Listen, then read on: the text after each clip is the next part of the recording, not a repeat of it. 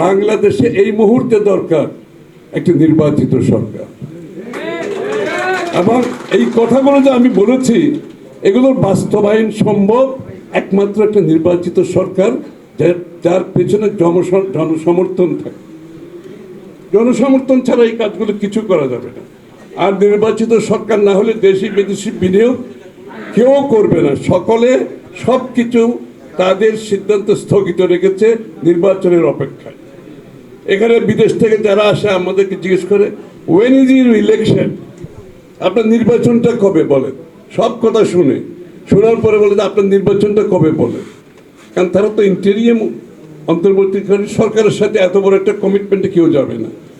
তাদের স্বল্প মধ্য দীর্ঘমেয়াদী পরিকল্পনার মাধ্যমে বিনিয়োগ হয়। এটা তো কোনো অন্তর্বর্তী সরকারের কাজ না।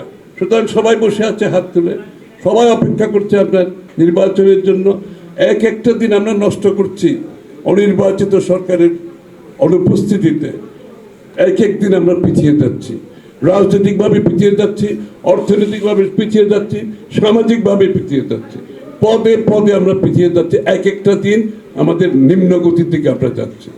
এই জন্য আজকে আপনাদেরকেও সবাইকে শক্তিশালীভাবে বলতে হবে, আমরা নির্বাচিত সরকার চাই যারা জনগণের কাছে জবাবদিহি, যারা জনগণের কাছে দায়বদ্ধ। এর বাইরে অন্য কোনো সরকারের তো কোনো দায়বদ্ধতা নেই, কোনো জবাবদিহিতা নেই। এবং সরকার এখানে, জনগণ এখানে, মাঝখানে যে সেতু, সেই সেতু বন্ধন হচ্ছে নির্বাচিত প্রতিনিধিরা। তারা আজকে নাই, যে কারণে কেউ কাজ করছে না। পুলিশ কাজ করছে না, সরকারি কর্মকর্তারা কাজ করছে না, কোনো জায়গায় কোনো সিদ্ধান্ত দেওয়া হচ্ছে না, হবে না। এই জন্য আমি তাদেরকে দোষারোপ করছি না। এটা ইন্টেরিয়াম সরকারের কাজ না। আমি কাউকে দোষারোপ করছি না। আমি চাই বাংলাদেশের জনগণের ভোটে নির্বাচিত সরকারের মাধ্যমে যত তাড়াতাড়ি সম্ভব দ্রুত নির্বাচনের মাধ্যমে বাংলাদেশকে গণতান্ত্রিক প্রক্রিয়ার মধ্যে নিয়ে আসতে হবে। জনগণের মালিকানার প্রতিফলন ঘটাতে হবে, যার জন্য আমরা গত 17 বছর যুদ্ধ করেছি, প্রাণ দিয়েছি, জেল খেটেছি। সুতরাং মালিকানা জনগণের হাতে ফিরিয়ে দেবেন। তাদের নির্বাচিত প্রতিনিধি যারা তাদের কাছে দায়বদ্ধ থাকবে, তারাই জনগণের সমস্যার সমাধান করতে হবে।